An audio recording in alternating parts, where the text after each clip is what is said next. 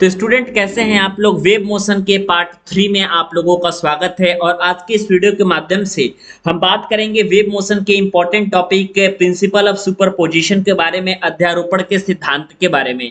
तो अध्यारोपण के सिद्धांत जानने से पहले आपको सबसे पहली बात कॉन्सेप्ट आपको जानना पड़ेगा, ध्वनि तरंगों का और प्रकाश तरंगों का कॉन्सेप्ट आप लोग को जानना पड़ेगा। तो एक बगल जो है हमको लिखना पड़ेगा बच्चे यहाँ पे ध्वनि तरंगे, और उसके बाद जो है हमको लिखना पड़ेगा नेक्स्ट में प्रकाश तरंगे। और कुछ बेसिक डिफरेंस अगर स्टूडेंट आप लोग को पता होगा तब जो है आगे आप लोगों का समझ में आएगा ये सुपरपोजिशन का कॉन्सेप्ट क्या होता है। तो आइए सबसे पहली बात हम ध्वनि तरंगों और प्रकाश तरंगों के बारे में कुछ बात जानते हैं। एक्चुअली में ध्यान दीजिएगा स्टूडेंट की किसी भी ध्वनि तरंगों को संचरित होने के लिए हमारे पास कोई ना कोई माध्यम होना जरूरी है।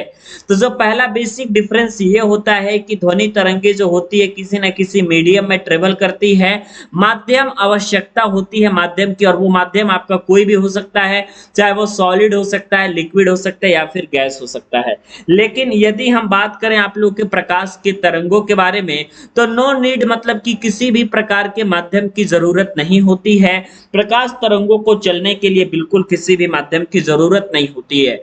दूसरा बात कर ले बेसिक डिफरेंसेस के बारे में बच्चे, तो जो वायु में ध्वनि की एनटीपी पर, मतलब कि नॉर्मल टेम्परेचर एंड प्रेशर पर जो मैक्सिमम वेग होता है, एनटीपी पर जो आपका वेग होता है, और वो मैक्सिमम वेग की बात करें अगर हम साउंड वेव की, तो ये होता है आपका 330 मीटर प्रति सेकंड। क्या होता है आपका 330 मीटर प्रति सेकंड जो होता है इसका वेग होता है।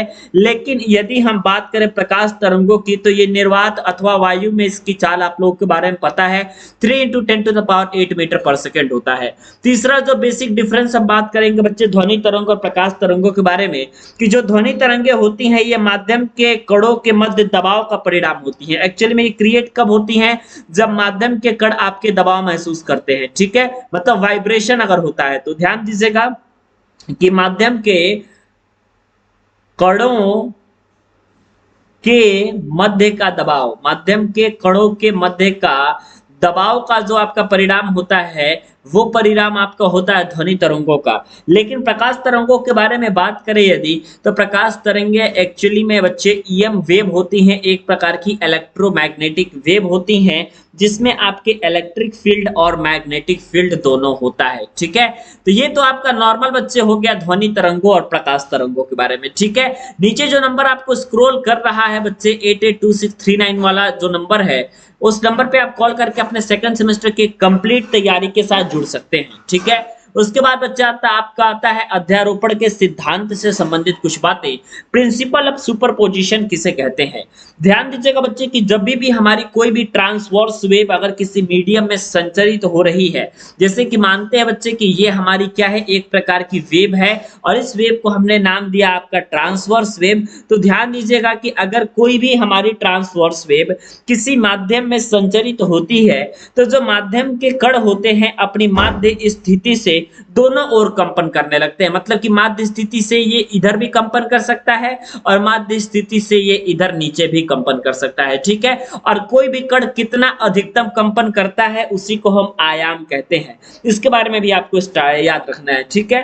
तो माध्यम के कणों का साम्य स्थिति से दोनों ओर विस्थापन आपका होता रहता है, ठीक है। तो यहाँ पे ध्यान दीजिएगा कि यदि दो तरंगे किसी माध्यम में एक साथ संचरित हो, ठीक है, जैसे कि मान लीजिए कि एक आपने ये वेव ले लिया, दूसरा आपने बच्चे इस तरीके का वेव ले लिया, ठीक है। तो यहाँ पे इसका एम्पलीट्यूड थोड़ा सा हम कम दिखा देते हैं, यहाँ पे भी हम थोड़ा सा कम दिखा देते हैं। तो आपका ध्यान देना है आपको कि किसी माध्यम में यदि दो तरंगे एक साथ यदि संचरित होती हैं तो माध्यम के प्रत्येक कण जो होते हैं दोनों ही तरंगों के द्वारा एक साथ विस्थापित होते हैं। अतः इन दोनों का जो आपका कण होता है ये अध्यारोपण के सिद्धांत को फॉलो करता है। और अध्यारोपण के सिद्धांत के अनुसार क्या होता है, पहले स्टेटमेंट को समझिए, फिर जो है आपको सारी बातें समझ में आएगी, ठीक है। इसको हम डबल इन्वर्टेड कमा में बच्चे कर देते हैं। आपका स्टेटमेंट ये कह रहा है कि माध्यम के प्रत्येक कण का किसी क्षण जो आपका परिणामी विस्थापन होता है ये दोनों तरंगों द्वारा उत्पन्न विस्थापनों के बीजगणितीय योग के बराबर होता है। और इसी सिद्धांत को हम क्या कहते हैं, इसी सिद्धांत को हम कहते हैं अध्यारोप्य का सिद्धांत, मतलब प्रिंसिपल ऑफ सुपरपोजिशन। जैसे कि एक पार्ट को हम कवर करते हैं वेव की, तो मान लेते हैं कि यहाँ पे ये एक पार्ट वेव का है और यहाँ पे जो आपका मैक्सिमम डिस्प्लेसमेंट हुआ है वो स्मॉल ए का हुआ है, तथा ये जो छोटा वाला आप बच्चे देख रहे हैं इसका भी एक पोर्शन हम लेते हैं, तो यहाँ पे मानते हैं कि इसका जो मैक्सिमम इसके कण जो आपके डिस्टर्ब हुए हैं वो स्मॉल बी दूरी तक आपके डिस्टर्ब हुए हैं। तो ओवरऑल हमारे सुपरपोजिशन थ्योरम के द्वारा यहाँ पे क्या हो जाएगा बच्चे कि ये आपके बीजगणितीय योग के बराबर हो जाएगा, यानी कि जो फाइनल आपका वेव मिलेगा उसको हम a प्लस बी के द्वारा डिनोट कर सकते हैं, मतलब a इज इक्वल टू, अब यहां से आप लिख सकते हैं a प्लस बी। ठीक है, इसी तरीके से आपका डाउनवर्ड डायरेक्शन में भी हो जाएगा, जैसे कि तो आपने अपवर्ड वाले केस के लिए देखा, लेकिन मान लीजिए कि आपके पास ये ए वेव है कोई, और ए का वेव आपने इस तरीके से देखिए ये कोई पहला वेव है, तो इसका जो मैक्सिमम डिस्प्लेसमेंट है ये ए हुआ। इसी के साथ साथ यदि हम जोड़े ऐड करें, यहाँ पे भी ऐड हुआ है, ठीक है, ध्यान देना है कि दो तरंगे आपस में अगर जुड़ रही हैं तो क्या होगा, एक ही साथ माध्यम में संचरित हो रही हैं। और यहाँ पे यदि हम इस वेव के बारे में बात करें जो कि छोटा सा एक वेव था जिसका मैक्सिमम डिस्प्लेसमेंट कम हुआ था और वो स्मॉल बी के बराबर हुआ था, तो अब जो ए परिणामी आप लोगों का होगा वो ए माइनस बी के बराबर होगा। ठीक है, तो ये जो आपकी घटना होती है ना बच्चे अध्यारोप्य के सिद्धांत वाला, ये दोनों प्रकार के तरंगों के लिए सत्य होती है, यानी कि ऐसे तरंगों के लिए भी सत्य है जो कि बहुत बड़े एम्पलीट्यूड के होते हैं। बहुत बड़े एम्पलीट्यूड के तरंगों के कहने का मतलब यह है कि जो भूकंप वगैरह के जो तरंग आते हैं या फिर विस्फोट से जो तरंग उत्पन्न होते हैं, जो प्रघाती तरंगे होती हैं वो आपके बड़े आयाम के तरंग होते हैं, ये घटना इनके लिए भी सत्य होती है। या फिर अगर हम बात करें आपके बहुत ही छोटे छोटे आयाम वाले यदि हम वेव के बारे में बात करें तो उनके लिए भी ये घटना जो है अध्यारोप्य की ये सत्य होती है। यदि हम बच्चे काइंड्स देखें अध्यारोप्य का काइंड्स अगर आप देखेंगे तो इसके मैक्सिमम जो है 3 काइंड्स पढ़े जाते हैं जो कि आपके सिलेबस में है। पहला जो है आपका इसमें आपका व्यतिकरण का कॉन्सेप्ट आता है, इंटरफेरेंस का कॉन्सेप्ट आता है। दूसरा आपका बीट्स का कॉन्सेप्ट आता है, विस्पंद का कॉन्सेप्ट आता है।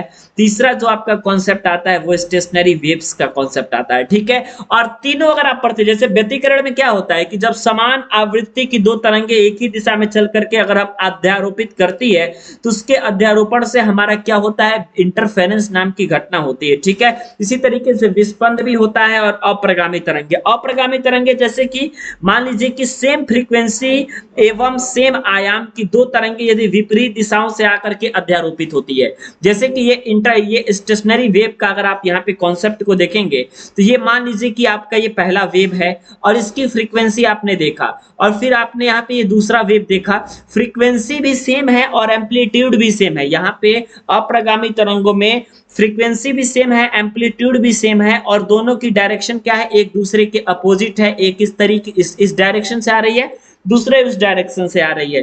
तो यहाँ पर यदि अध्यारोप्य करती हैं ये दोनों प्रकार की वेव्स तो उन्हें हम अप्रगामी वेव्स कहते हैं, स्टेशनरी वेव्स कहते हैं। जबकि इंटरफेरेंस की घटना में क्या होता है कि समान आवृत्ति रहती है और एक ही दिशा में चल करके आपका क्या होता है, अध्यारोपण होता है। तो ये अध्यारोपण के बच्चे भेद है। ठीक है, तो ये यहाँ पे बच्चे कुछ आपका पोर्शन कंप्लीट होता है वेव मोशन का, पूरा नहीं कहेंगे लेकिन अभी जो है और भी बहुत ज्यादा वीडियोस आनी बाकी है बच्चे, तो चैनल को सब्सक्राइब कर लीजिएगा। और कंप्लीट तैयारी करना चाहते हैं अपने सेकंड सेमेस्टर की तो इस दिए गए नंबर 88 26 39 60 22 इस नंबर पे कॉल करके बच्चे आप जुड़ सकते हैं अपने सेकंड सेमेस्टर की कंप्लीट तैयारी के साथ। तो वीडियो देखने के लिए और हमारे साथ बने रहने के लिए बहुत बहुत धन्यवाद।